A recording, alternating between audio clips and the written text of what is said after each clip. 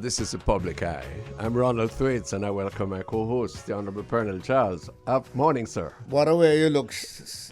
What I would say, I don't want to say the guy going to question it, but now. that's what he said. What a way you look good this morning. Thank you very much. I return the compliment. Yes. The two of us, you see, from very different backgrounds and persuasions, come together as fervent Jamaicans to talk about the affairs of the nation, to interview people who can give us perspective for you in the diaspora, for you at home. That's what we do on the Public Eye. The numbers are easy. The WhatsApp and text line is 876-551-5782, and the studio line is 876-676-4996. We'll be talking with Desmond Richards, former president of the Press Association of Jamaica, publisher and journalist of class a little earlier, on issues to do with the state of emergency that's running out, I think it's tomorrow, and the regulations that have been contentious and I think have caused the abandonment of the state of emergency, and what really happened with that effort that we made as a country to become the Secretary General of the Commonwealth. What happened with that in Rwanda? How should we view it? Later on, Ralston Hyman, the noted economist and financial analyst, joins us. What's the state of the economy? Why is it that the banks are still taking these very heavy fees? And who's right, whether the signal rate at the Bank of Jamaica should remain low or be increased, as they are doing, in order to stem inflation? What's the state of the economy, we'll ask Ralston Hyman. After midday, we join Erwin Clare on Ira Jam for the Global Connection. He has a guest for us. She's a lovely Jamaican American, and we look forward to all of that to come. Well, this week, we always summarize the news. This week was the tragedy of that multiple murder in Clarendon. Yes, well, I think what is more frightening is the DPP's expression that she intends to ask that the man's performance be returned to him. It will not happen. You mean that the present constitution, which permit the DPP to make that request, is there, but you're saying that nobody will accept her request? I'm saying that all murder trials, murder cases of that magnitude go to the Privy Council in England. And the Privy Council in England have for the last easily 20 years rejected the death penalty. That is their standard. I happen to agree with it, but it is very unlikely that the death penalty would be upheld by the Privy Council in England. And that to say that in no way takes away from the absolute horror of what this man is alleged to have done. I believe he has confessed to at least some of it, if not all. That is the most bestial. Words fail me to describe the horror of these little children having their throats cut by this man. Could he be sane? Could he be?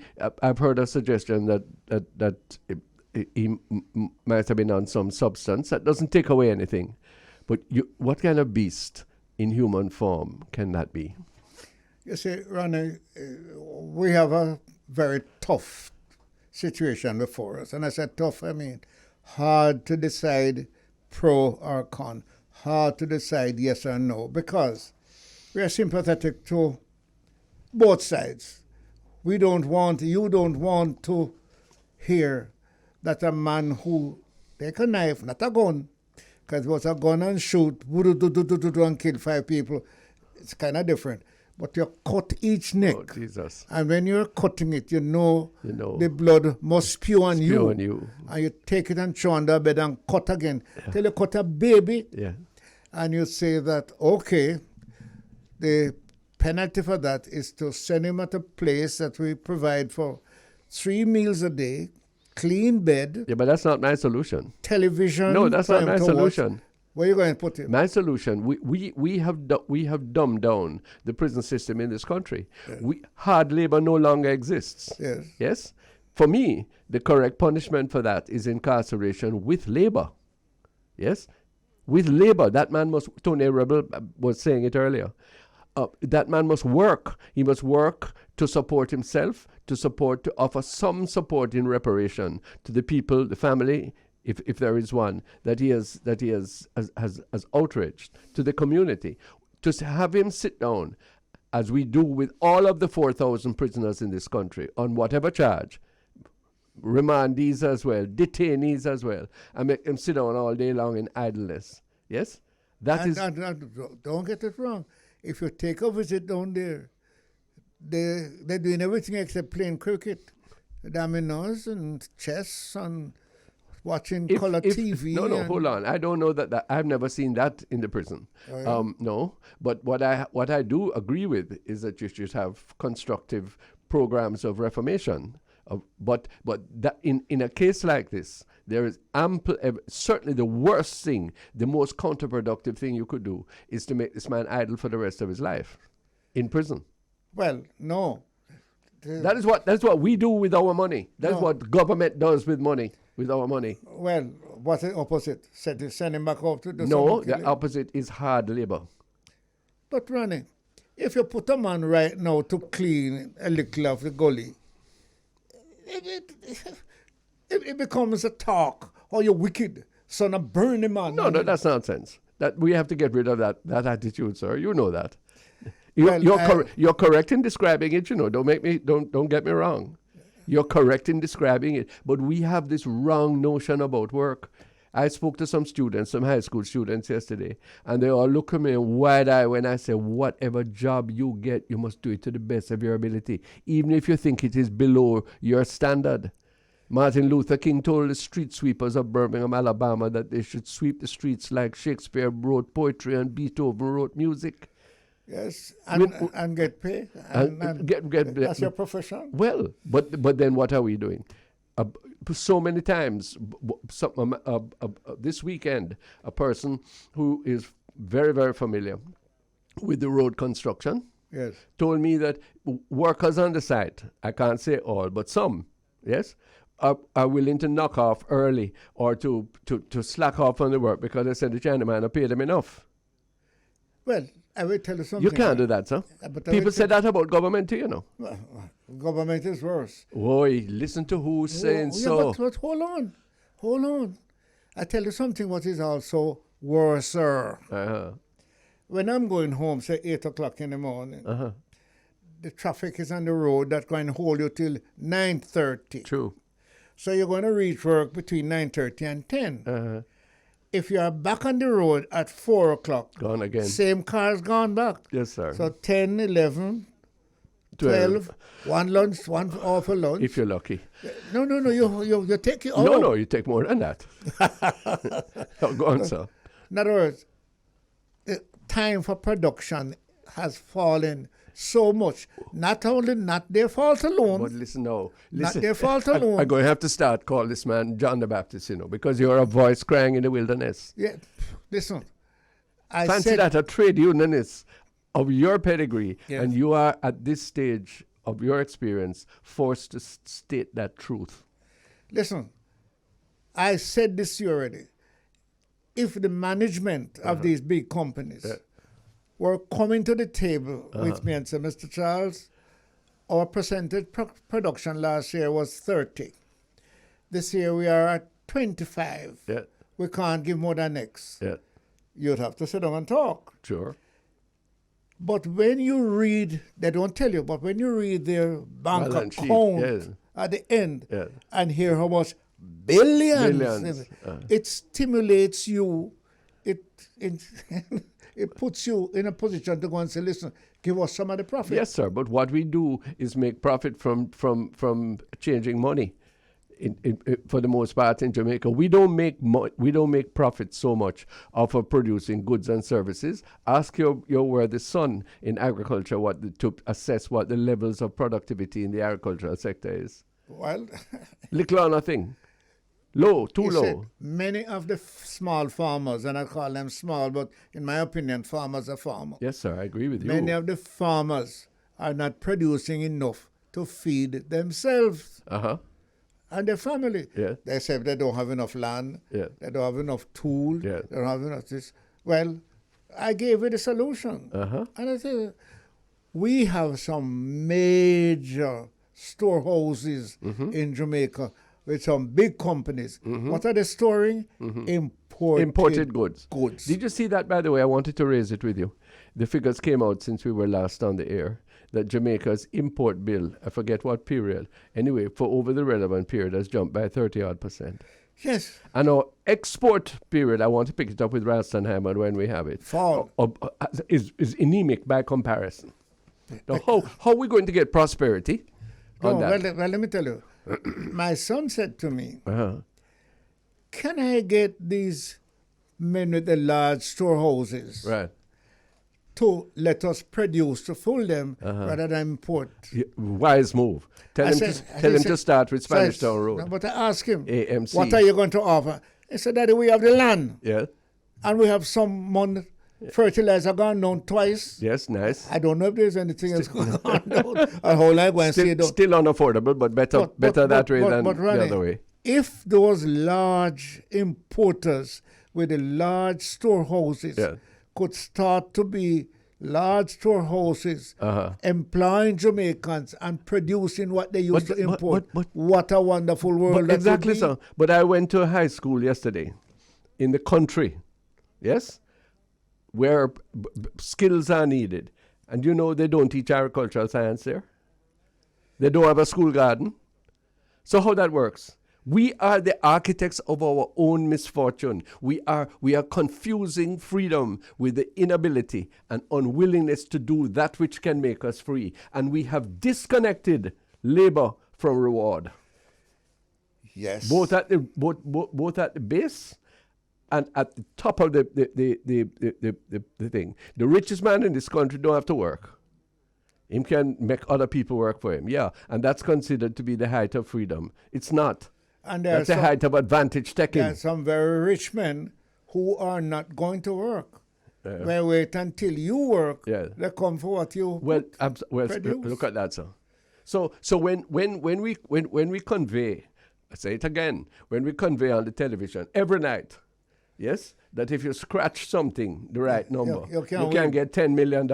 Yes. What message have you sent to your farmer who is busting his head and his back on scratching out another thing, some land, and trying to beg God for rain and do something? And where in this 60th year of independence, when we are getting close now, it's soon, July is this week, close to our 60th anniversary of independence, there is no talk, there is no effort about increasing productivity. What we are increasing is bashment and rum for breakfast. My God, what a set of fools! I am going to give you... Rum for breakfast, God. I'm going to give you something for us to think about. On a Sabbath morning too, you know. But- Rum for breakfast. But When I tell you. I'm going to give you something. Set of copycat I want us fools. to look at the amount of things that used to happen Yes, sir. that don't happen anymore. Let's go back to the school you just go. Right. I don't know if it was my school alone. We had a garden. But of course. We had rabbit pen. Yeah. So you had to pick Spanish needle for rabbit. You have to have your own class cabbage bed Yes, sir. or carrot bed. And 4-H come around. That's right. And the forest man come and check you. Yes, sir. And then you go And- to and Denby can I tell and you you perform. One other thing, sir. Miss Marita and your father never come around and say, I don't want my son dirtying up his hands because not that I sent him to school for.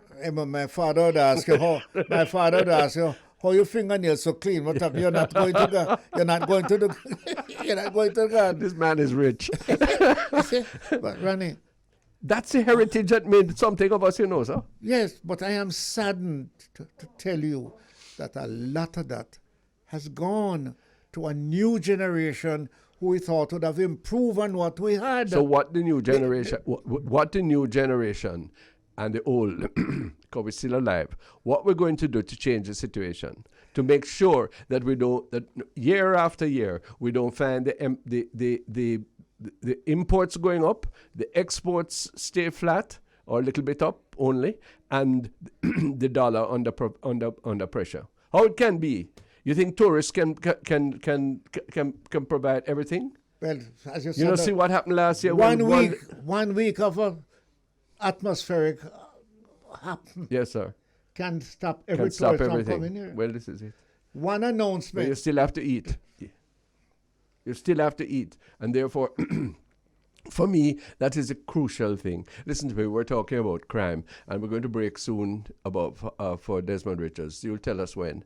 But the other thing that really bothered me this week, I have to make me cry, a 17-year-old girl, yes? Pretty girl, you might have seen her picture on the television. She go to her boyfriend's house, and we don't know who do it, but she end up with a bullet in her head. Yeah, in Denham Town or thereabouts. Now, hear me now. And the boyfriend and her father and his father and uncle his uncle together. live in the same. Yes, sir. And they don't know who fired the shot. You know, well, I don't find is who yet. They arrest one person looking for others. But hear me now. There's a bigger point. Who do the murder is one thing. What is a 17-year-old girl doing with a 1-year-old child? Which means that she start to have sex at 15. She have a baby at 16, and she dead at 17. What is a father? The father is the same age. Sit there. Carotid. Excuse me. Whoops, Well, whoops. Let's say the grandfather then, her father-in-law. Yeah. Right? What is that big man Yeah. accommodating a girl Yeah. with his underage boy And where the mother, in his own house? where the girl mother, she have her on television last time. I'm so sorry for her. She cry.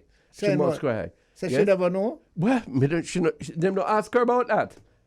They not question her about the issue that is critical to the whole thing, which is what is the child doing at that stage and age?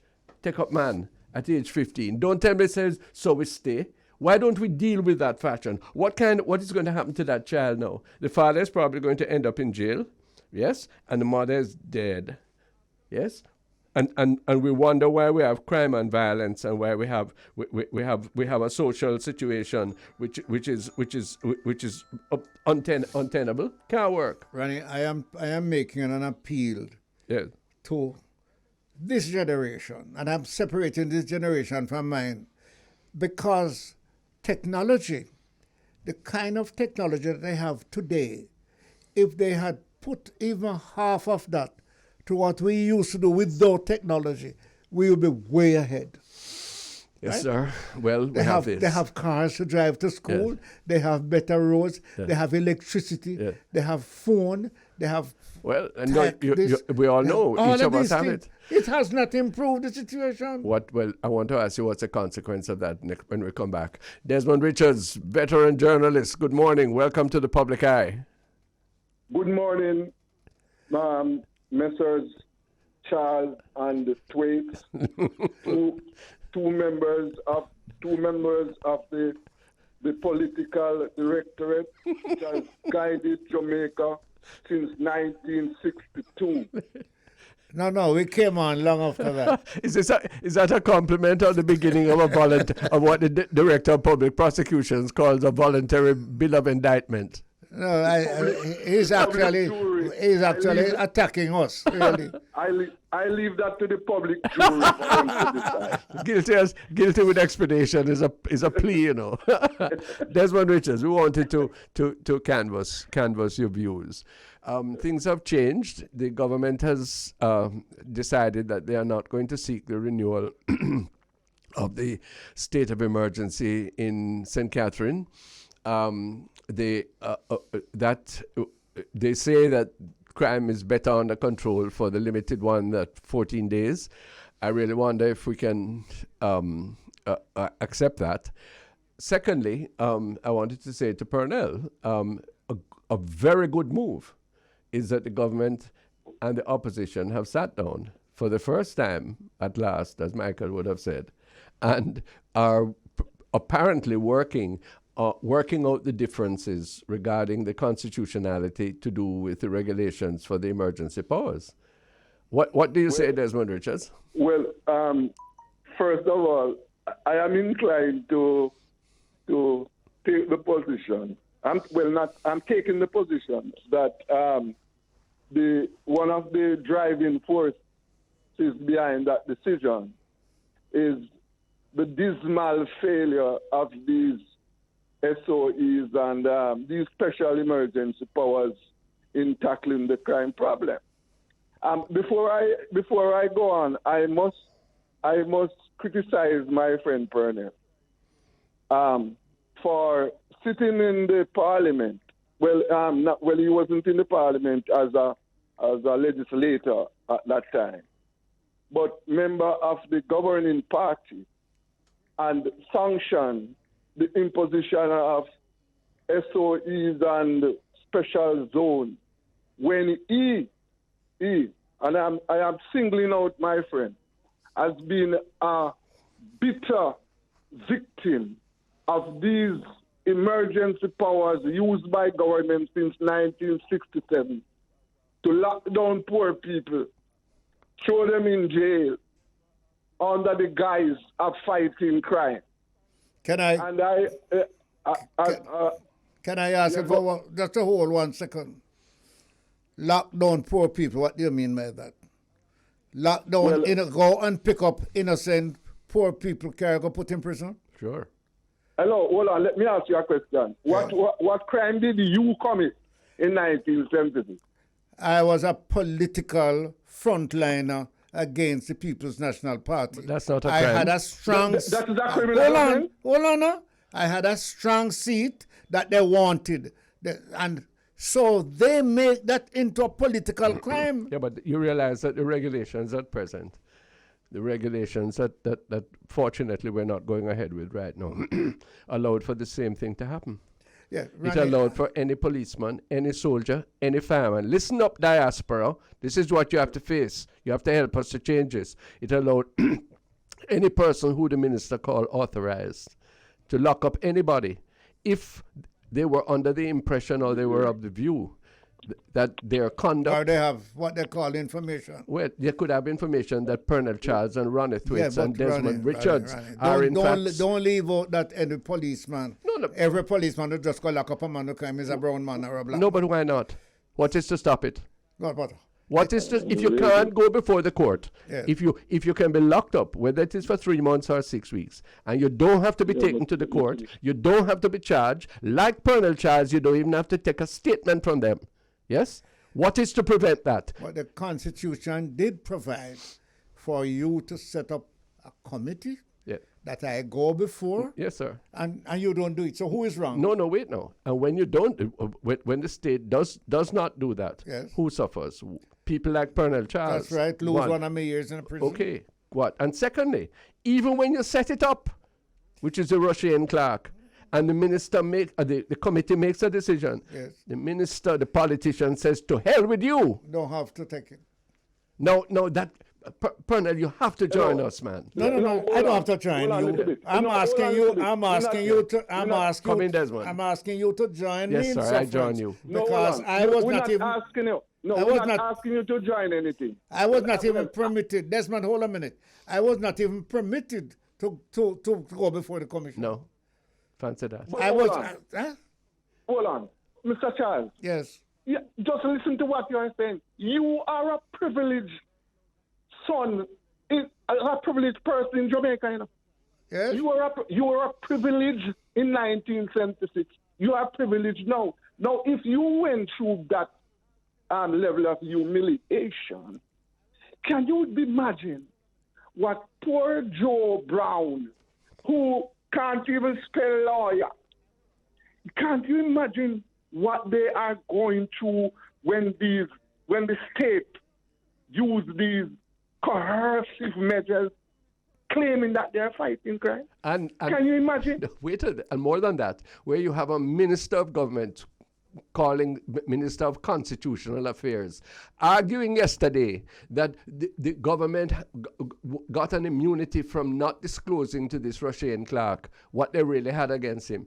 Yes, that is not that is fascism, raw, simple, undressed. Yeah, but Well, And justify to that. justify the $18 million and which can't even begin to compensate that man or the thousands others. but let me ask you, want to- let me ask you before twice Mr. something. Before Was Mr. something, Charles hold come in. on, was something happening in Spanish Town that nobody could drive through there? No. No, let's get there. The answer is yes. And Hold on. The answer is What? absolutely yes. So hold on. We're not talking about. No, I am talking about Yes. a situation Yes.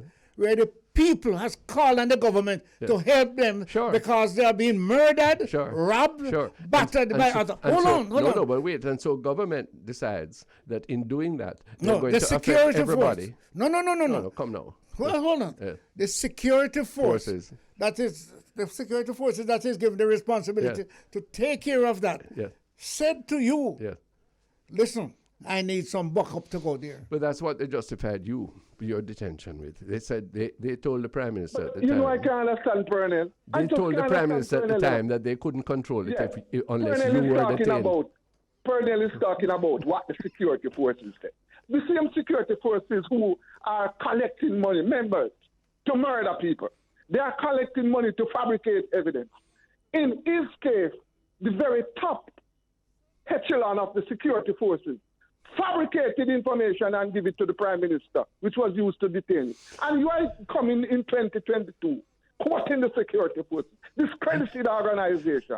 And you sat in the parliament and did nothing to Yes, respond. man, I am not going to support you or go with you and run it when you talk about all the members of the security force that No, they are I corrupt said- and they're no, I collecting said- money. We need a and break. you are wrong and out of order to say so. Let us take a break. This is a hot discussion. This is the Public Eye and the Open Mind on the Bridge 99 FM. Stay tuned. There's more.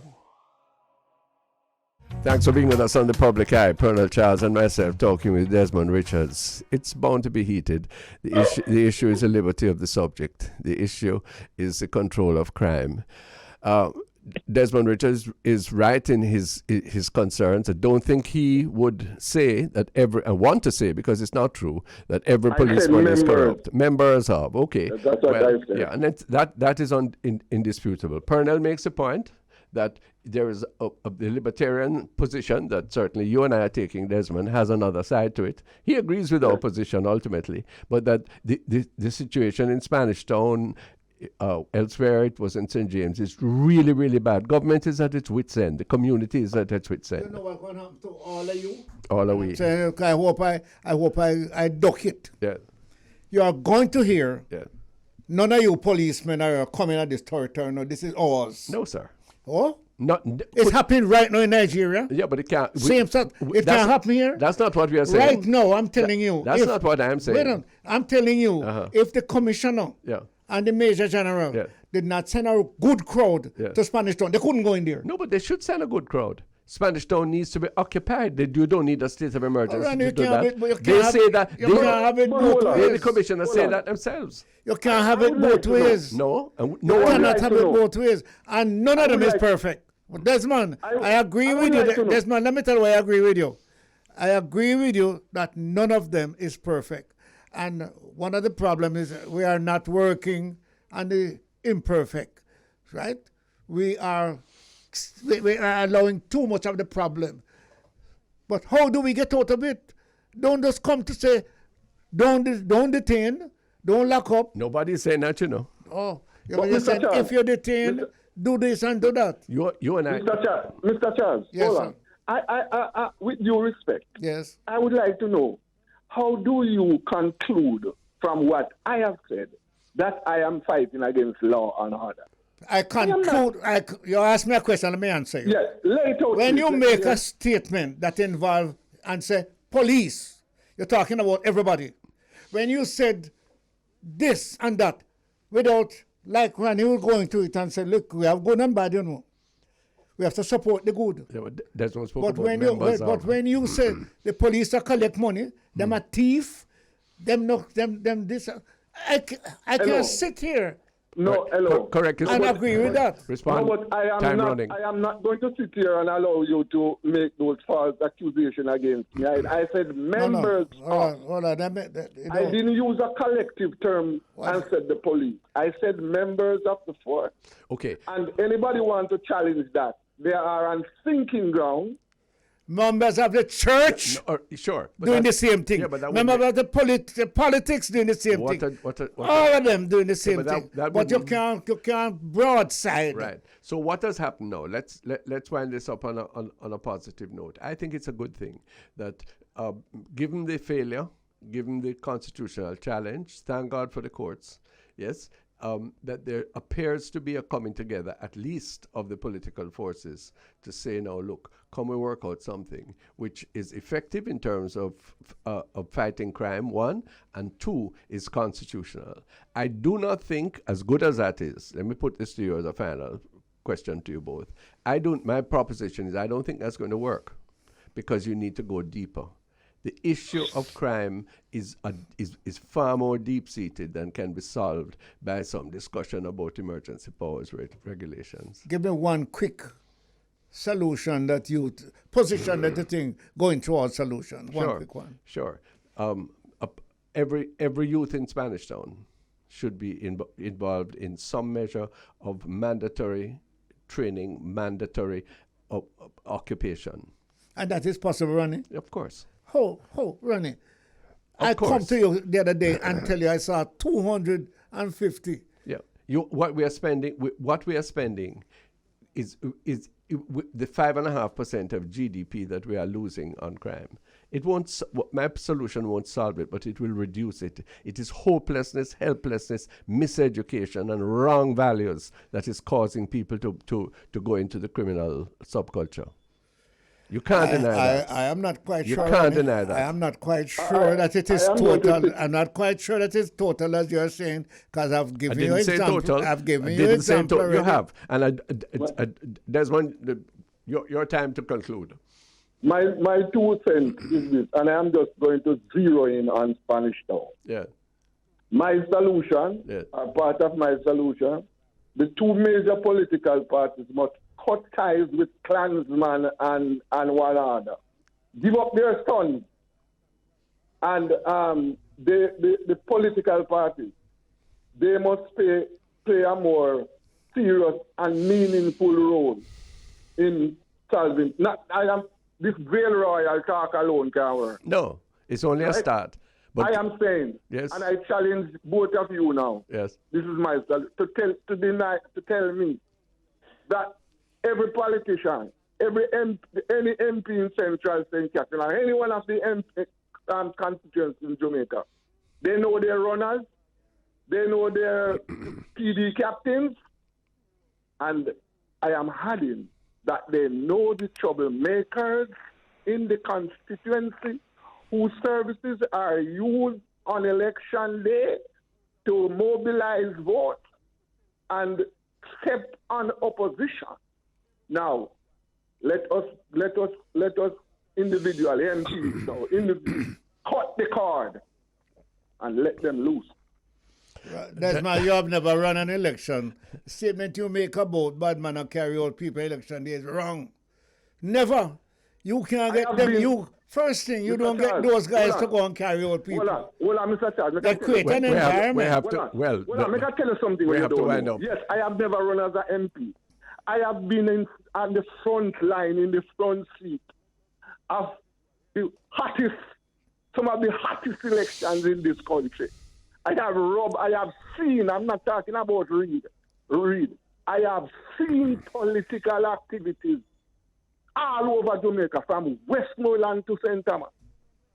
Got you, Desmond. 1976 until... I think the public have a fair perspective on things from this hot discussion. Always thank you. All the best, Desmond Richards, veteran journalist. And time now to welcome Ralston Hyman, economist, financial analyst. Ralston, morning. Happy. Hi, how are you doing? Ralston, I'm good. Ralston, the last time you were here, I had to congratulate you because you taught me a few things in the field of economics and finance. And Yes. Ronnie is going to lead today so that I can relax and learn some more. Oh, How are things? How are things going? well, in answering that question, let me make it particular. Ralston, I was moved to ask you on the program when it was announced that there has been a 33% rise in the country's import bill recently. Why is that? How can we pay for it? What is its impact? What does it say about the systemic state of the economy?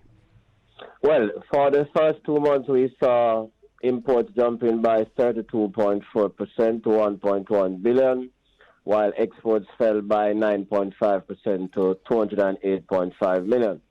So if we were to annualize these numbers, it means that we'll end up running a trade deficit. That's the difference between the value of the merchandise that we import and the value that we export of about $6 billion this year. So Now, my understanding is that from the figures, we are importing 5 times more than more we are than we're exporting. exporting. Yes, certainly.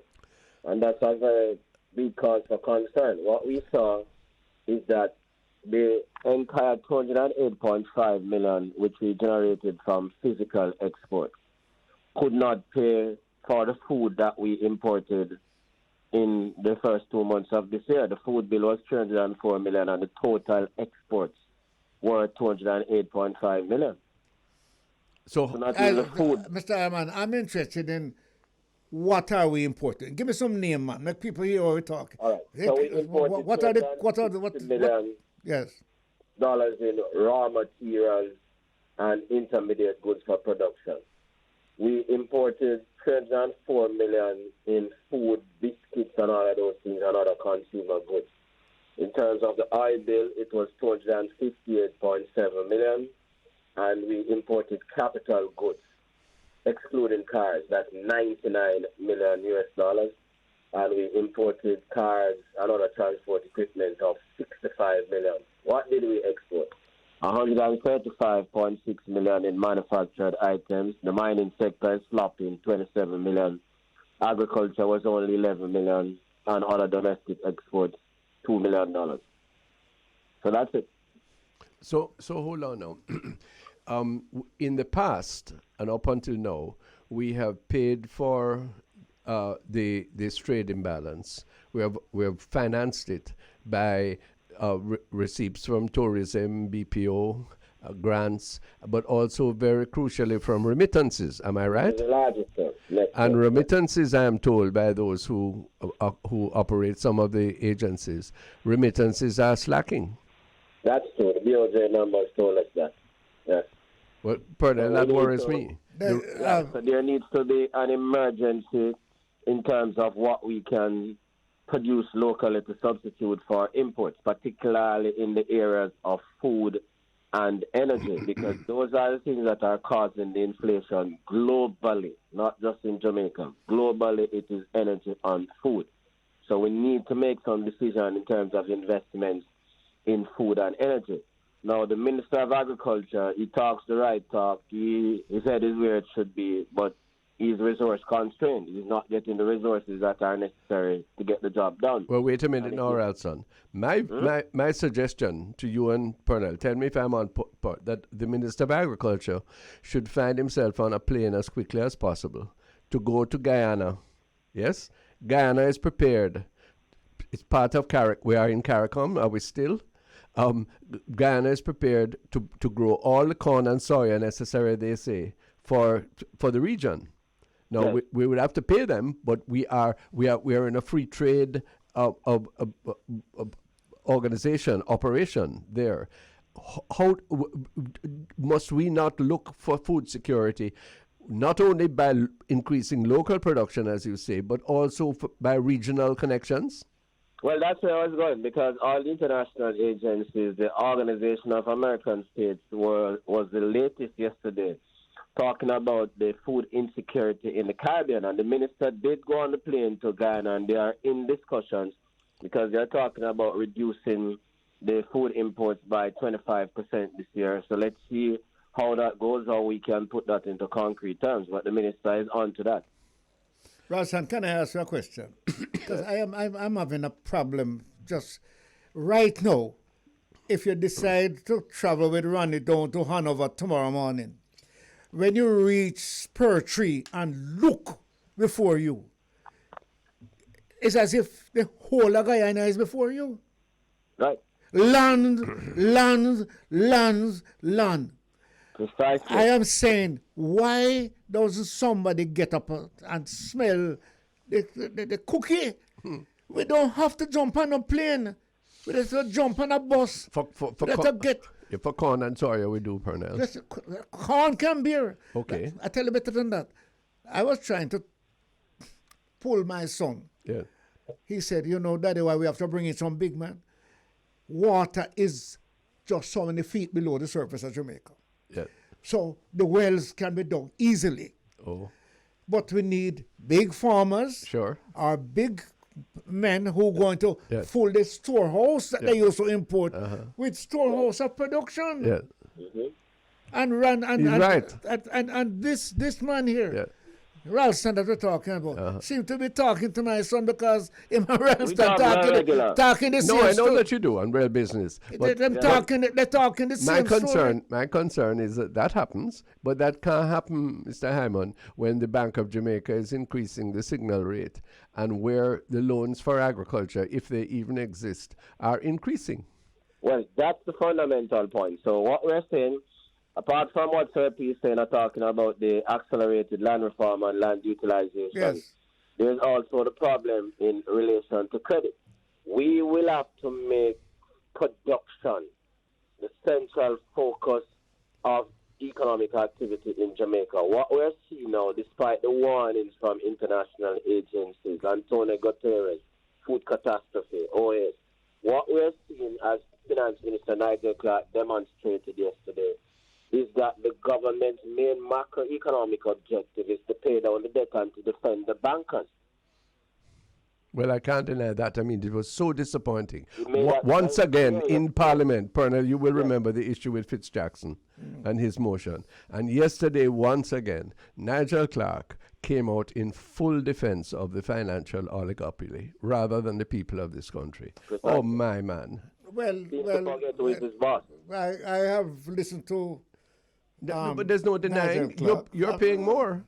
I have listened to him, and I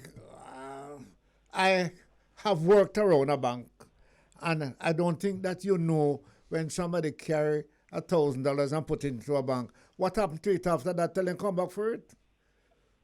Well, what we do know is that when he come back for it, he probably can't find it. Find it. No.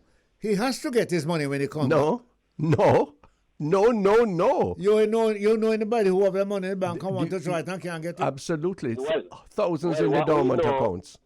What we know, the first thing is that based on the minister's mistake, when they put their money in the bank and get the 2%, when they get back that money, Getting with the less. inflation rate at 10.9%, they can't buy what they used to buy. That is gone. What we also know is about the minimum balances when people have their money, and if it is not kept at a minimum where the banks want it, when they go back, it is gone. So what we know is that first time when people used to put their money in the bank, they used to put the money in the bank to get a return. What they're getting back now from their money in the bank is negative, whether the bank takes it out or whether inflation eats it out. And that's the system that the minister is defending. And we are saying that even the big people in agriculture, people like Gazana and those people, tell us that you can't get the money from the banks to borrow from agriculture. Well, this is where I think that you have to push the government. The government has to use some of the resources from taxation to assist the particular points we are talking about. If we are going to plant food, and you have those who are ready to do the planting, you have to assist them, and you have to get them ready to bring the food in. But the trouble, sir, to just go import food. yeah, And fill up the storehouse here. You have a problem. the trouble is you give the assistance and you carry it to the bank and the bank take it away. Yeah. No, it's really bad, you know. The government can give you help, can give you some fertilizer, some seeds, little tractor, whatever it is. And then you have to enter the financial sector. And the financial sector is hemorrhages you, leech you. It is, and the Minister of Finance, who has the fiduciary responsibility for the whole nation, defends them not once, not twice, but every time. Precisely. My God. Yesterday was the most blatant of all. Woo. Here we are in a situation where the Bank of Jamaica is paying the banks 5% right now not to lend anybody any money. Then we have the situation where the banks... No, hold on, sir. The Bank of Jamaica is paying the banks 5% to not lend anybody any money. Yeah, to lock up the money in the vault, saying that they're managing liquidity. Yeah? And then the banks now can turn around and charge you a fee for every transaction, and then they still can take out your money for minimum balances. And the minister is telling us that they need to do that or else they can't invest. What kind of rubbish is that? Ranson, explain for me, who is not an economist, what do you mean by liquidity, restraining liquidity? Because you want to put a hold on inflation, isn't that the justification? Well, the average man don't understand what you mean. Yeah. By, let Ranson explain. Tell us what you mean by holding the money to prevent inflation, and if inflation come, what does it mean, and which is better? Give us All right. So what we're saying is that the Bank of Jamaica is making the flawed assumption that inflation in Jamaica is being driven by too much money in the system chasing too few goods. We know that that's not true because nobody in Jamaica, apart from the 1% or 5%, has any money. Everybody else is hungry and seeking money. So that's one. Two, we know that the inflation that is generated in Jamaica is coming from international sources, particularly the prices of food and energy. That is why every government in the world, including the government of the United States of America, is trying to do something about food and energy prices. The government of Jamaica is doing nothing about energy prices. In fact, it is aggravating energy prices by keeping the taxes on fuel. So they are helping to drive energy prices. So that's what we are saying. So what the Bank of Jamaica is saying, too much money is in the system, so we are going to pay the banks to lock up the money in the vault. That rate is now 5% per annum. Ralston, tell me something. When last have you driven down Marcus Garvey Drive? Recently. From the bridge all the way back to Separate. No General Motors, no, it's cars and thousands of cars. And in every parish, whether it is Montego Bay, Mandeville, it's cars. Where on God's earth do we get so much money to import so many cars in Jamaica, and who is benefiting? But the philosophy of the state is that man-free. Precisely. So that's Man the point free. I'm making here. So in the first 2 months... Ronnie, you're being a little unfair there. Am I? No, Yes. hold on now. Okay, so here is a government now that is going to say, we are going to restrict no more cars coming in That's my view. for the next 9 months. Yeah. What would you do? Just that. You do what? Just that. You say that's good? No, it's essential. Otherwise, how much you say we spend on the last 2 months? $60 million on car. $65 million. $65 million. Otherwise, you're going to have to find that, and that money. By the way, that's for the car, now, remember. So the Bank of Jamaica said to the banks, hold on on lending money to go and buy more cars. Yes. Because guess what? Yes. Just the other day, Yes. Mr. Andrew Hornis boasts that I have gone to Constant Spring. I've opened the roads. I've given you 2 more, and everybody was clapping. They're going to work 2 hours early. And how much it Right take you to now. move from Red Hills to here? Right now, Yes. the roads that were built Yes. 2 years ago, So you don't say that's smaller than the roads that were there before, Well, because of the thousands and thousands But and we owe the money. cars that has taken over Jamaica. But we owe for the road and we owe for the cars, and Ralston is going to tell us we owe for the fuel as well. Precisely. So that's the point. So we'll never be able to build enough roads to deal with the cars in Jamaica. So what we need is a national transportation policy and a different way of allocating the country's foreign exchange so that we do not allocate so much foreign exchange to buy cars, because that is driving the fuel bill and all of those bills. And as I said before, if the trade deficit comes in at $6 billion and you get $1.4 billion, because when you hear Minister Bartlett talk, at the highest level of tourism when we had 4 million people, the amount of money that we got in net terms was only 1.6 billion. Remittances, they are the largest sources, 3.6 billion last year. We're not going to get that amount of money this year. So if we continue to run these massive trade deficits, right, what we're going to see, what Mr. Biles has also done at the Bank of Jamaica, is to overvalue the currency. The currency is being revalued, while the trade deficit is widening. That is contrary to economics. So eventually what we're going to see is that this revaluation of the currency to 151 is going to move back to 160 and change when all of these bills have to pay, and we end up with less remittances and less flows from the tourism sector. Clarify for me though, how have we managed to revalue the currency? Because it's counterintuitive. We're earning less, we are spending more.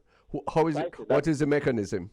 Is it it's a lack of demand for the foreign currency, or is there some injection from the net international reserves? What's happening? Injections from the reserves and straight manipulation by the oligopolists in the financial sector. So if you hear people like John Mahfood, the president of the Jamaica Manufacturers and Exporters Association, talking about it, one thinks that when the currency moves from 155 to 151, that's a price increase in the export market. Sure. So if you're operating in an export market that is very competitive and demand is weak, it means that Jamaican exporters are losing.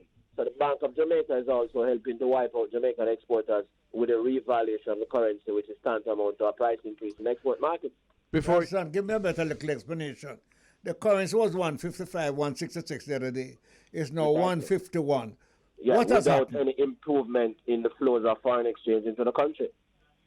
I mean, more foreign exchange has come in? No, he says it's No, more going manipulation. out than coming in. So that's voodoo economics. No, hold on. Somebody should call Mr. Biles to the Parliament to explain that. No, let me tell you what really I want to get an answer to. The dollar is cheaper now, is it? Mm-hmm. Yes. Yeah. Why? And where are you going to get the money to buy the dollar? That's the point we are making. We're saying that the dollar is revaluing because of the high interest rates and the drawdown from the net international reserves, while at the same time we are spending more foreign exchange. So the demand for foreign exchange is greater than the supply, but the price is declining. In real economics, the price should be accelerated. So the demand is higher, but we can supply more. The price is falling, and we are not getting more foreign exchange into the country from our activities. We are getting less from tourism. I want to ask you from exports, and we are spending more. I want to ask you a final question. The world economy is in quite a tailspin for all the reasons we know. What is your forecast? We're halfway through 2022 now. What's your forecast going forward? Speak to the people listening to us from the diaspora. What are they to do in terms of what view are they to take in terms of the prospects of the Jamaican economy? Well, what we're seeing, the global economy is definitely going to stagflate or go into a recession. Jamaican economy is still below where it was in 2019.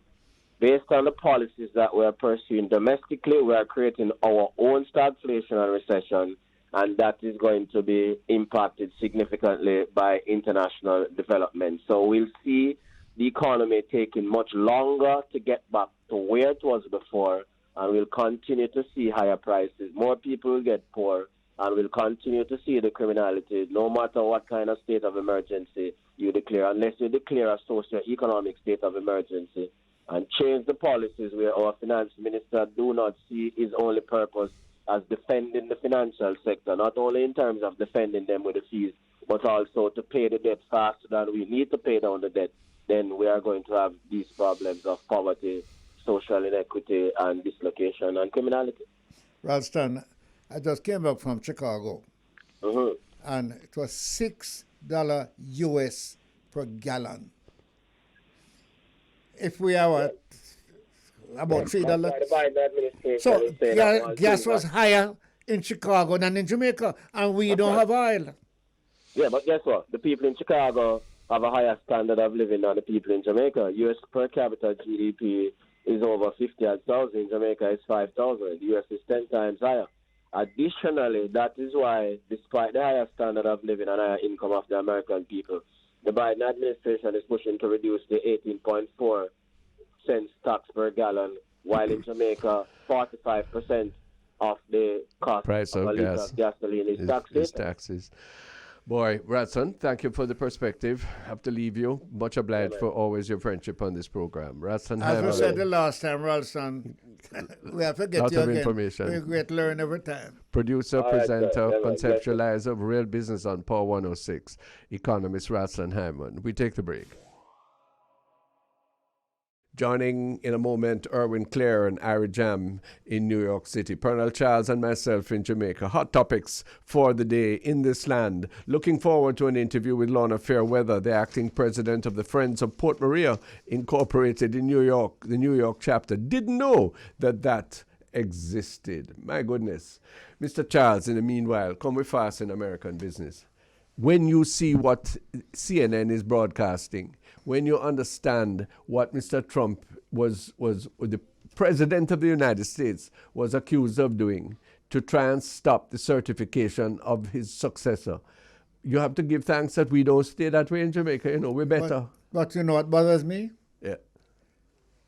I don't know what the percentage is. Yeah. It was a large percentage of the Americans support what up to now. Yeah. Some of the things that said that Trump was doing. Yeah. Grab the steering wheel to carry him, go to Capitol to enforce Mike Pence not going on with the election certification, to support the people who are calling his vice president for hang, for put up a gallows up there, yeah, and he might defend that. And him will run president of the United States, and we must have respect for that. Oh God, Pernell. Yes, but then Both of us are beneficiaries of the United States Can you imagine society. you have Trump in the east, in the west, and Putin in the east? So what is the difference? No. Can you imagine that the world is under their leadership? Yes, sir. Yeah. And the Chinese gentleman just laugh and say, hey, you see that now? The West is in decline. We're better than them. You have this buffoon Johnson in England, and then you have this paralysis of activity in the United States. Erwin Clare, be our savior and salvation today on Ira Jam and the Public Eye on the Bridge in Jamaica. Greetings. Greetings and good day to yourself and to the Chief Pernell Charles and to your listeners there in Jamaica, and of course those who are listening to us now in the tri-state area and all over the world. We say good day. Indeed, it's a rather a strange time in the United States when we see what's taking place, and we are showcasing to the world that we are not serious about democracy anymore. Oh my God, that's a very, very frightening statement, because we look to you for example. But you know, there was a time when, especially the party that is being highly criticized, used to be the forefront and the firewall for protection of rights and conservatism and doing the right thing. They don't base anything anymore on facts. It is the realities that they want to believe, and they would like to impress on the nation. That's what is the order of the day. What can correct it, Erwin Clare? People have to go. President Obama once says elections have consequences. And when we do not participate, these are the things that happens. And this is not just an overnight thing. This has been simmering for several years, and those involved right now have been putting the pieces in place. Well, but I also blame the liberal element. I consider myself a liberal socialist. But at the same time, I blame the nihilistic liberals who believe that freedom means you can do anything you like and get away with. And they've created a reaction, Pernell, among others who are saying, no, it can't go so. It can't be that anything I feel like is okay if I can manage to do it or get away with it. That the individual rights are not the entire substance and sum of democracy. I don't think that a man balling knows that. Pernell, Randy just say who him is. Who you? Your chief. Indeed, utterly. I will tell you the truth. All of these various, whatever you call ideologies, fringe elements, yeah. They have certain things in it that I support. Yeah. And all of them have certain things that I don't support. For example, the democracy that the United States would wipe out Cuba, wipe out any other little country around here, having what's going on in Washington is worse, Well, and we can't talk to them. well. So I will say No, to no, you, no. In other words, we can't decertify them.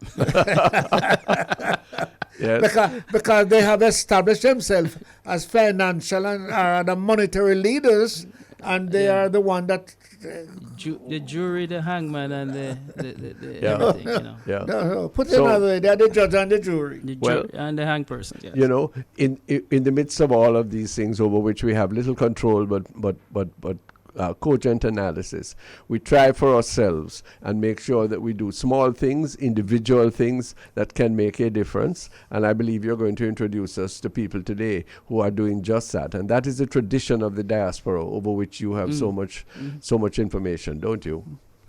And that's where it starts though, because you see, it starts at the local level in your respective communities. How you build your communities and fortify it and do the things that enable communities to build and grow and become power blocks and form associations, form alliances. You build from there. And we frequently hear about how, we give back to the states. Well, it goes all the way back down to your respective blocks.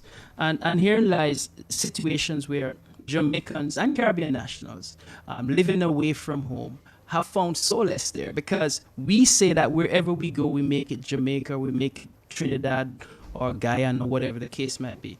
The foundation being is for our respective countries. One such organization is the Friends of Port Maria. And one of the things I say to you, gentlemen, is that why organizations like these are important, and especially when we have crises in Jamaica, these are the organizations that can pipe right into the veins of the respective communities without going into the governmental side and the bureaucracies there. They have a direct pipeline to those who they serve and represent. Friends of Port Maria is such a young woman who I've known now for several years, and it's quite interesting because she was also director of Caribbean Women's Health Association, a firm member of the Union of Jamaican Alumni Association through her Friends of Port Maria, a resident of the parish of St. Mary, and a true believer in all things Jamaica and Caribbean, because let's not forget, when we are in the United States, we're not just Jamaicans, we're part of the Caribbean community. And she has extolled such at all levels, in education, academia, as well as community outreach. And that is Dr. Lorna Fairweather, who is our guest today. Good day, Dr. Fairweather. Good day. How are you, Mr. Clare? Yes, well, we are joined here too, by Reverend Ronnie Tweets, and I put another title here, Chief. And we're going to find out what this chief business means in a minute, another time. Chief Pernell Charles, both gentlemen have so much years in politics that it's another subject to discuss. But we're talking about you and your organization today and the impact. We're telling Miss Lorna morning first. Good morning, ma'am. Right. Welcome home. Good morning, sir. How are you? We're fine, thanks. We're so glad to see the St. Mary lady, And Yes, and I'm absolutely in St. Mary. Oh, that's excellent. You see that now? Yes, man. Right Pan our veranda. Pan our veranda too. I just got my mangoes this morning. I tell you. Do little mango walk kind of Can thing. you imagine the red eye of the people? I was talking to some people from St. Mary yesterday. Yeah? Do you know that there is a 300-acre banana plantation in St. Mary now? Yes, Jamaica producers. They are producing bananas. Yes. And lots of other But things too. They have been producing bananas before I was. No, I thought Aguanta and I Vale. must say, I'm a little young. Yeah. No, well, I used to go to Highgate when you produce the best chocolate in the Oh, yeah. world. Oh, yes. Ghana, I attended- think we were fighting Ghana. Well, Ghana had the bulk. We had the I quality. attended St. Mary High School. Did you? So I Really? can tell you about that chocolate. Yes. Gosh. I remember Mr. Searchwell was the principal at St. Mary's College, St. Mary's High, for a long while. Yeah, Mr. John Searchwell. Searchwell is. Yes. But Yes. Dr. But I Fairweather. remember, I'm a little older, so I remember Mr. Cargill. Ah, yes, of course. Yes, my history is coming back to me. Tell me now, who are the Friends of Port Maria? Why do they exist? How do they operate? Friends of Port Maria, we're now 26, going on 27 years. And we were established in 1996 as a not-for-profit organization with a 501c tax-exempt status in New York. Good. Our mission is, as a not-for-profit, is to assist in the overall development, very ambitious, overall development of Port Maria and its surrounding communities by assisting with the quality of life and improvement activities. Okay. And who, And, who are members of the Friends of Port Maria? Okay, our executive committee consists of Ms. Kay Flowers Crooks, our president, Angela Cummings, our treasurer, Yes. Guyleen Witter, secretary, myself, the chair of membership and public relations, Yes. Joan Christie, member, Michael Edwards, member, Everton Graham, member, And- Dawn Silvera, member. And are you And already? Yes, go all ahead. except one. Everton is from St. Anne, but everybody else is from St. Mary. Are you Port people- I was Maria, waiting for. I was waiting for that. I was waiting for that. Well, you know, I wasn't going to make that pass, right? No, but it just shows your attractive capacity. But tell me, you all live abroad or some live in Jamaica? Well, I am in Jamaica 93% of the time. Oh, you're good. Yes. Yes. Kay, and that has been for the past maybe 3-4 years. Uh-huh. And then Kay Flowers, our president, has recently retired. So she was here for a few months in the earlier part of the year. She's in the States now. Yes. So she will be coming home soon, very Yes. soon. Good. All the others are in New York and they go back and forth. Who do you coordinate your activities with? Well, we have a partnership group here in Port Maria, the local chapter, and that's headed by Mr. Gregory Scott, JP, along with Paul Williams, Fitzbert McGee, Diane Fairweather, who am I missing? As local people here. Yeah. And so we would raise funds in New York in partnership, and in partnership with UJA as well on a number of other projects. That's the Union of Jamaican Alumni Associations. Absolutely. Yes. Yes. We're a member of Excellent. that illustrious association. They are illustrious. I can testify to that. So, are you? Yes. Is your concern mainly for the schools in St. Mary? Well, we took the liberty of keeping the name or formulating the name Friends of Port Maria. As much as we have a 70-80% portion of our funds going to education, to primary schools and sometimes to basic schools. Good. We also assist in a social capacity with the hospital in a small way and with the infirmary. We do holiday baskets in December at Christmas time. Yes. And usually distribute, last year we distribute approximately 50 Really? gift baskets to very needy individuals. And we've been doing that now annually. Yes. We provide scholarships. No, not scholarships. We honor, in this case, the top girl and top boy of Port Maria Primary School. Last year, we gave each top student 50,000 Jamaican. Wow. And we also sponsored the second girl and boy, I think with about 30,000. Can you imagine? And we are looking forward to doing that at graduation this Friday. Year? Oh, heavens. That's so good. Yes. I saw that happen, have seen that in other schools. And this is such a tangible, if I say modest, it's not to take away anything, but it's a doable assistance to so many students who just need that and who need that validation of their achievement. Boy, Miss Lorna, that's so Absolutely. nice.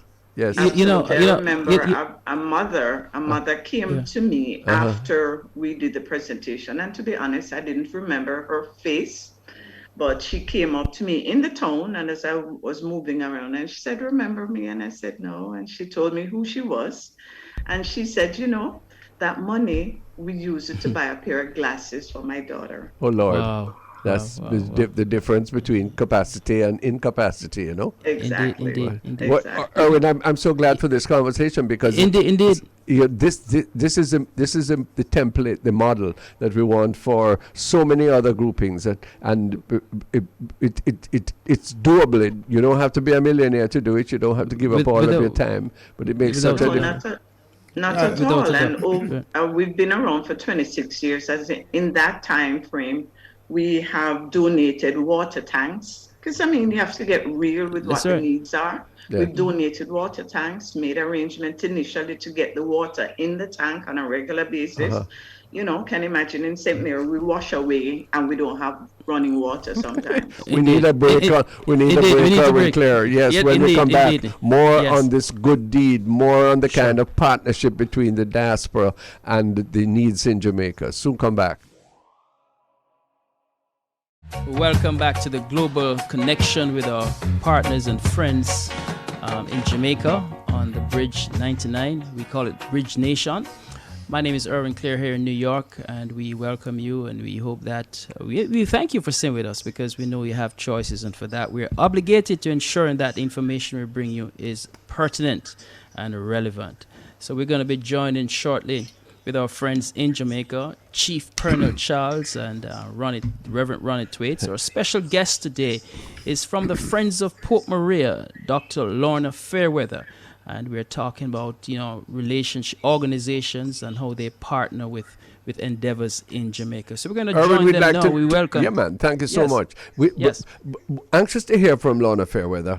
What was the motivation when the Friends came together in 1996? What did you see? What did you experience that made you feel this is a worthwhile stretch for Jamaicans from St. Mary in the New York region to come and do this? And what has sustained it over 20 odd years? You know why? Yeah. I went to a fair in Quebec. Those of you who know Port Maria, there was a fair in Quebec so many years ago. We're 26, so it was before that time. And I saw the then principal, Mrs. Irving, needing dough to make festival at the fair in order to raise funds for the school. And I said, with all due respect to my principal, I know he wouldn't be needing any dough. And so therefore, that was the commitment that had me get up and say to others, let's do something as a collective. And Wow. so we've been doing it for 26 years. Yes. But that is a lovely story. And the dough you're talking about is not dollars dough. It was flour dough, festival dough you were talking about. Yes, And festival dough we're talking about. and the lady is clarity obviously here, a yes. teacher, and she could Yes. compare her experience in the United States, where the principal wouldn't need dough, that kind of dough anyway. And so it is important that those who love their community and the lovers of Jamaica, even if they're not citizens, can come together and provide the dough. Mrs. Fairweather, And can I show off a little bit with some of the other things we have Yes, miss. donated over time? Yes, miss. Please tell us. We also, as I mentioned earlier, we brought in the water tanks. We donated the first fax machine. We found out that the principal was driving into Kingston. I remember in a conversation, why are you going to Kingston? And she's driving to go and pick up something, but I said, they can't fax it to you. Wow. And so we donated a fax machine in the early part of the organization, which was used not only by Port Maria Primary, but other schools would send and receive fax at the school. At the school. We've donated tablets, computers, supplies. We've flooded, our school has been flooded quite a few times. I know we the have school. contributed to some of the cleaning that was necessary Yes. to get back on track. And Yes. again, we did it this year. We had flooding in February 22, and we were able to go and give our little contribution in that as well. Excellent. Pernell, I don't know if you know the school. Because of my previous service, I certainly did. Erwin, you may know. It's in a very low-lying area. Yes. Yes. And really and truly, any help that school, Port Maria Primary, can get is salvation for that community. Yes. Indeed. Ronnie and Lorna, and I think Lorna briefly mentioned it, but I think we need to highlight it because Friends of Port Maria does not exist in isolation. Their success, they have been able to leverage their success because of their partnerships with organizations. She mentions UJA. And that is important, and that is something we need to stress on our organizations, that you're not doing things by yourself, because she mentions that water tank. That was a water tank project that you just started several years ago to impress on schools here in Jamaica and to make sure that all basic schools primarily had a water tank. And it was called the H2O project. And these are some of the things that emulates from relationships and partnership. We do not have to continuously recreate the wheel. Well, let me raise something else for all of you. Recently, Pernell, Horace Levy, well-known social activist, wrote a book, and his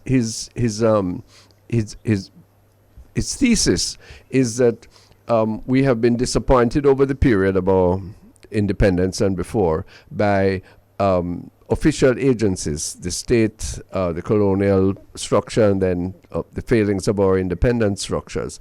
But that the savior of it all is civil society groups such as Dr. Lorna Fairweather's group and so many others who come together, who offer service, who offer consistency, uplift in vast myriad different ways.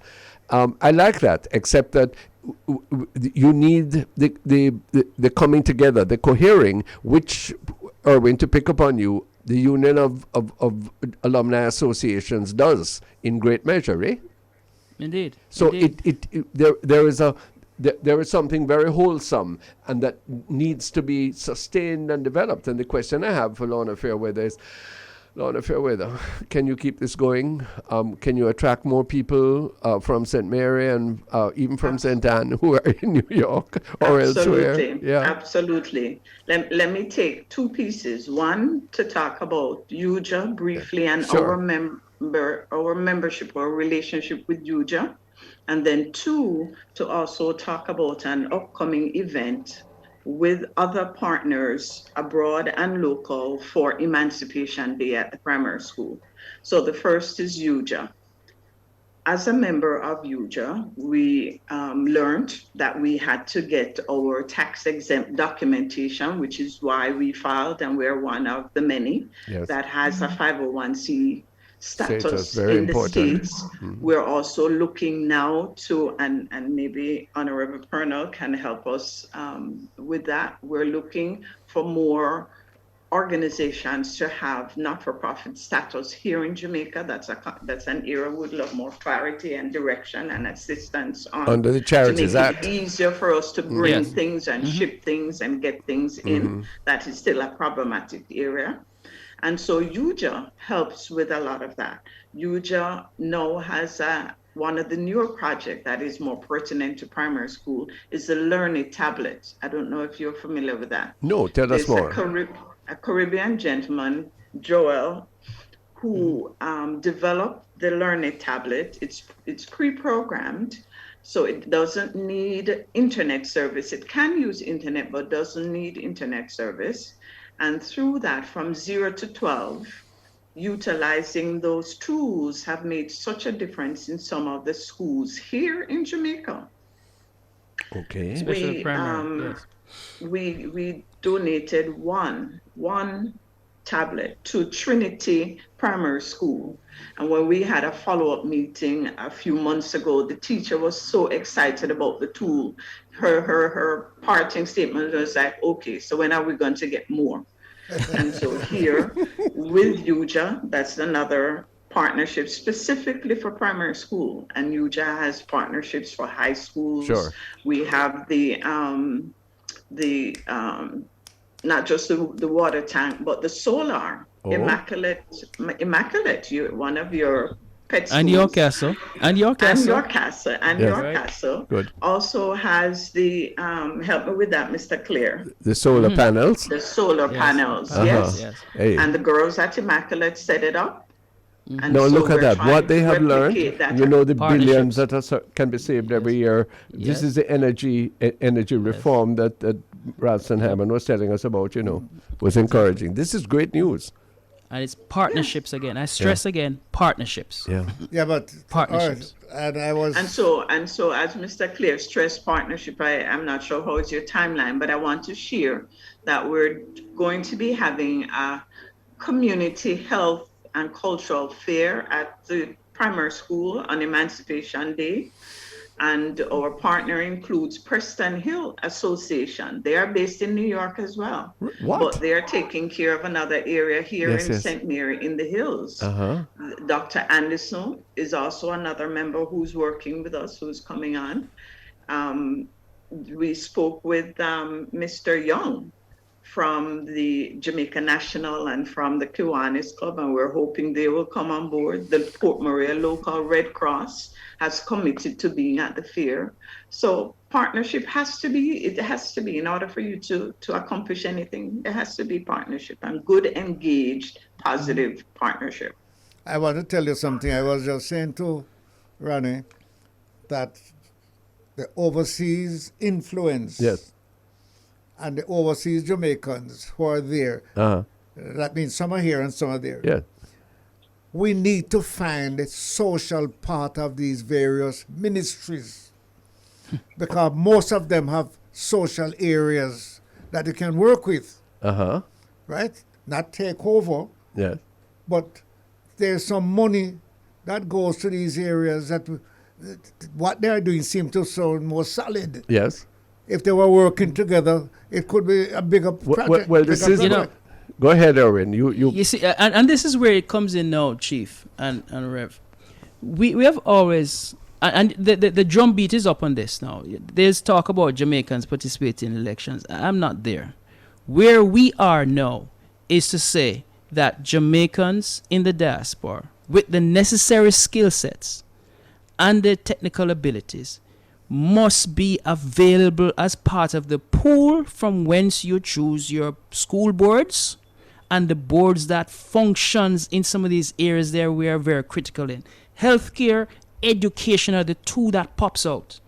When you consider the amount of investment and participation by the diaspora in those two areas, and I'll just use those two areas for now, and yet we don't find ourselves popping up at the policy level.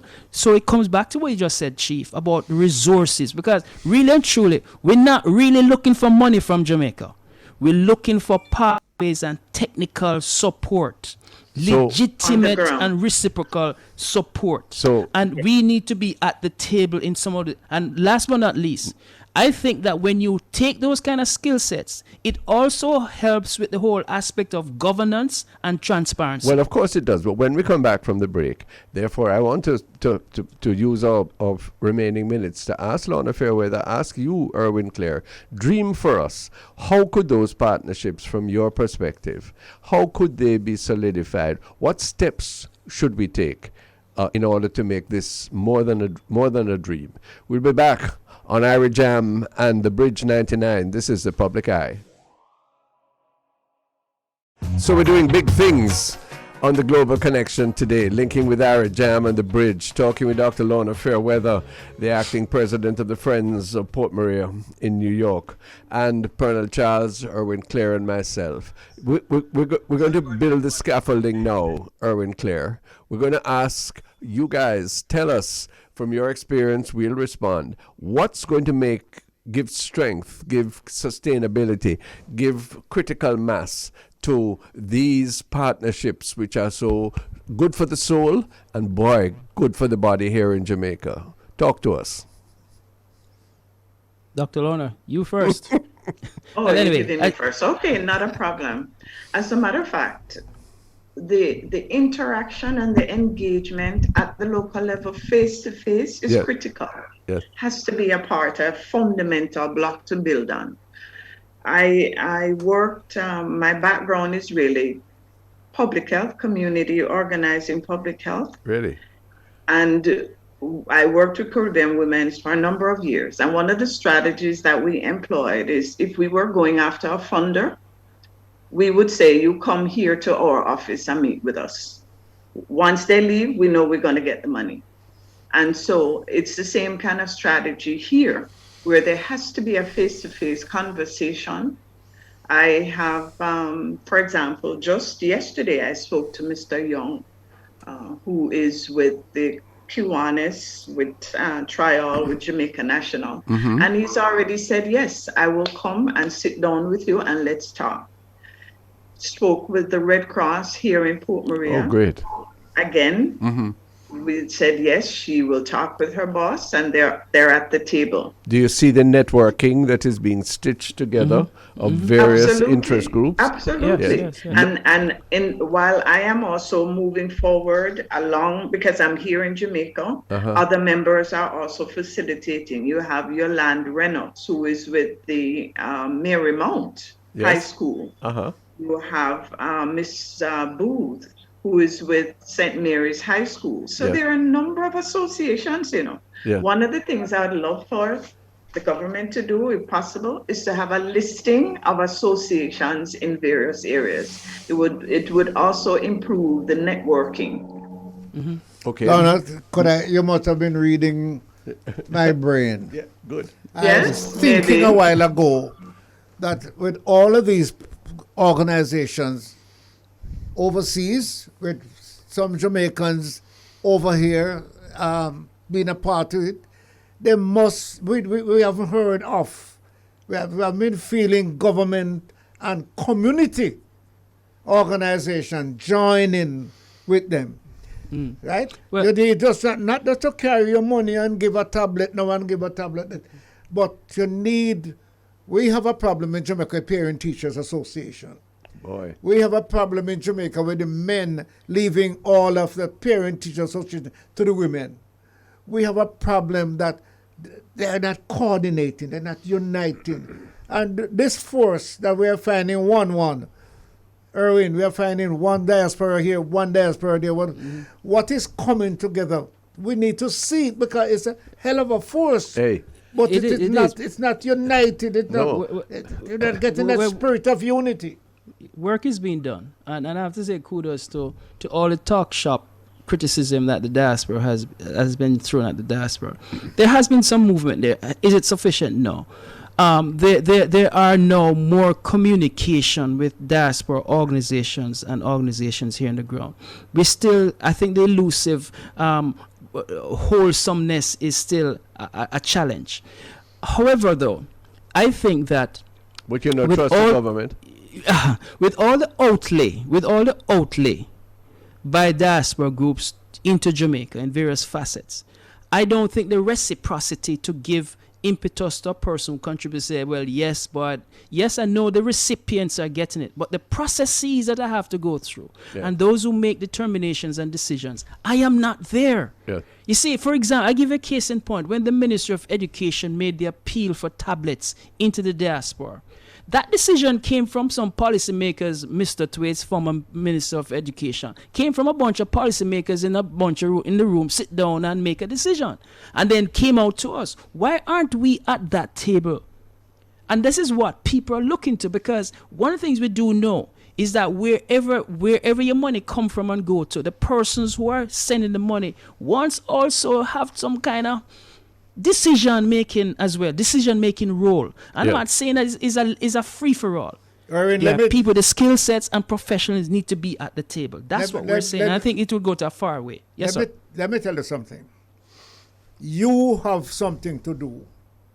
You have, for example, Lorna says she's in St. Mary every now and again. You have to have somebody in these various areas that coordinate with communities and government agencies here, with you, that people feel comfortable that they're not sending their money and it's being stolen or waste, right? And proper reporting can get to you. Indeed. And I have to give credit to umbrella groups, and the forerunner in all this was groups like Najasa, I know the Huges of the world, organizations like ourselves, Team Jamaica Baker. We have our respective entities. But again here, it falls onto the portfolio of the ministry charged with the diaspora. And I know that they have their technical people and their bureaucracies there. But I think some of these things need to just be decentralized. pull out of this whole the bureaucracy process, because by the time you need to get something simplistically done, you have to go through so many layers. You're frustrated, so you find other ways to do things, and therein lies part of the problems again. But again, I go back to this. I think that school boards, school boards should at least have diaspora representation on them, because we pump a lot of resources, and the same thing goes in the healthcare. And no longer can we say that we live foreign and we're not here. We have representatives here, and we also have Zoom, the same medium that we're communicating with now. A lot of decisions have been made on over the past 3 years. Well, that's... And Mr. Yes, go ahead, Doc. Mr. Clear, could I give you a concrete example that I experienced here? You just shipped down 14 million Jamaican dollars worth of computers and tablets. I think it was a year ago. Yeah, a year ago. And I was tasked with going to the airport to retrieve a small box. I could carry the box in one hand with promotional items, pens and rags, small things, as we were getting ready to distribute the tablets and the computers. The item should have been sent directly to me at home. It was paid for. However, no. Customs held on to the small package, which is probably size of my tablet, my computer, my laptop. And as much as I showed him the clipping, the customs officer showed him the clipping that talked about how much money we were bringing in and why we were doing it, that all the items had huge printed on the, I walked out of there with $100 and something US fee for that box with those few items. Oh my Lord. No. Yeah. Meanwhile, the other guy came down with a 70-inch television and he walked right through. Well, I'm not saying I've seen that, but these are the impression we get from the system. It's inequity. Well, but again, though, these are some of the challenges we face. Yeah, but you're saying these are some of the challenges. We face certain challenges because of ourselves.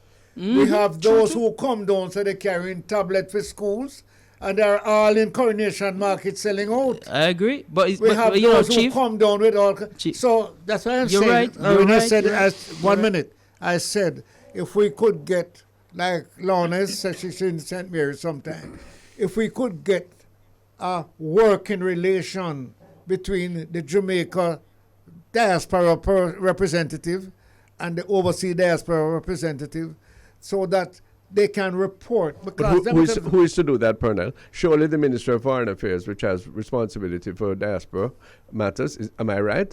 Yeah, correct. I mean, you have a bright man like Leslie Campbell there. Yeah, we need to say to them. He needs. I mean,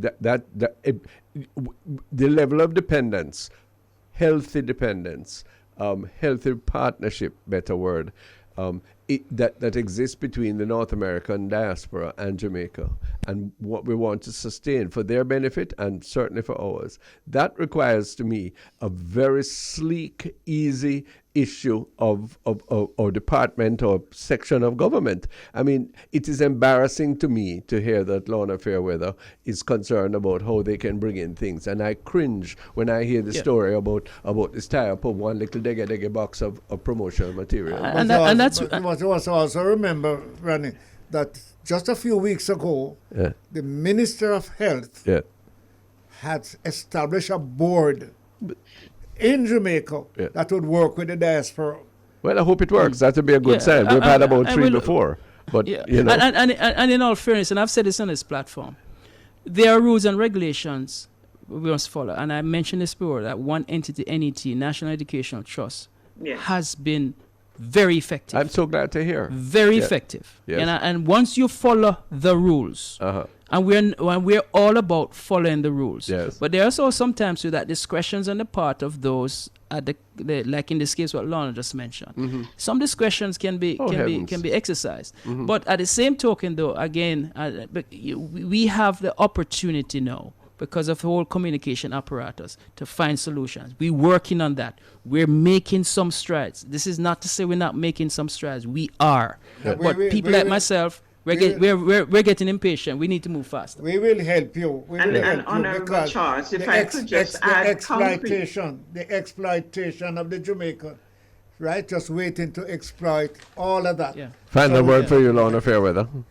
And I was just sharing with Honorable Charles that we are using all of those, Yes. but not enough, because through the UJA project with the learner tablets, Yeah. where That's we exciting. have shipped hundreds of tablets, almost 1,000 by now. Yes.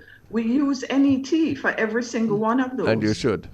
Good. And that went well. Well, I'm glad to hear that. At least we we have a friends way, of Port- if not perfect, yet. Yeah. Yeah, because we Friends of Port Maria submitted a form to NET Mm-hmm. Sunday night to ship a printer slash Mm-hmm. Yes. scanner Yeah. down to Port Maria, because we realized when they get flooded, they Yeah. put the stuff out to Sure. dry, and we said, no, you need to scan your documents so Yes. you don't So have you this can problem. digitize, yes. And the approval came in Monday morning. Well, that's excellent. We're proud There you of go, that. there you go. Thank you Monday all very morning, much. Miss Simon Yeah. Griffith, may I acknowledge her? Miss Yes. Simone Griffith, Yes. Monday All right. morning. Good news. All right. Erwin Clare, thank you for Yeah, we bringing gotta run. all Yes, of we these gotta lovely run. people to visit us on before the you bridge. go, and before you go, a very sad note to end on. You know, we've heard about the family of 3 who were killed in Yes, Queens recently. yes. 3 Jamaican persons. 3 Jamaican persons, Yes. including a young miss, a nursing student here in Jamaica, visiting family and friends in Jamaica, and now is dead. 3 family members were slaughtered.